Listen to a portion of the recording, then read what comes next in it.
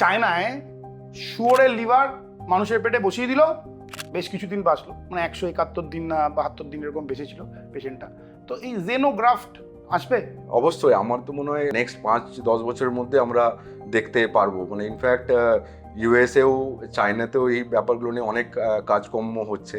In fact আমার একজন colleague ছিলেন যিনি ইউএসএ কিছুদিন কাজ করেছিলেন 2-3 বছর, তারপরে আমাদের সাথে এখানে ইন্ডিয়াতে এসে কাজ করেছিলেন। ওনারা পিগ টু বেবুন লিভার করতেন আর কি। তো ওরা পিগ থেকে বেবুনের মধ্যে লিভার নিয়ে তারপরে আস্তে আস্তে সেটা হিউম্যানের মধ্যেও শুরু হয়েছে। তবে এই যে পিগ, সেগুলো নর্মাল পিগ অবশ্যই নয়, এগুলো হচ্ছে ল্যাবে গ্রোন করা পিগ, যেগুলোকে আমরা জিন এডিট করা হয়। যেমন আপনি ভিডিও এডিট করবেন না আজকে, এই ভিডিওটা নেওয়ার পরে যে হ্যাঁ এই পোর্শনটা রাখবেন, এই পোর্শনটা ডিলিট করবেন, সেরকম পিগের জিনেও সেরকম এডিটিং করা হয় যে এই পোর্শনটা আমরা জিনটা কেটে বাদ দেবো, আর এই রকম একটা হিউম্যান জিনের জিনিস আমরা ওইখানে আমরা লাগিয়ে দেবো। হ্যাঁ, না লাগিয়ে দিলেন, ঘোত করা শুরু করলো, ঝামেলা পড়ে গেল। তার সাথে ওই পিকটার আমরা যদি কোনো ভাইরাস বা কোনো ইনফেকশনও আছে নাকি সেইগুলোর একটা থরো চেক আপ হয়। প্রবাবলি সেটা এখনো পর্যন্ত যেটা চাইনাতে হয়েছিল 38 ডেজ সার্ভাইভ করে, তারপরে সাম প্রবলেমের জন্য সেই লিভারটাকে বের করে নিতে হয়। তো তারপরেও পেশেন্টটা 170 ডেজ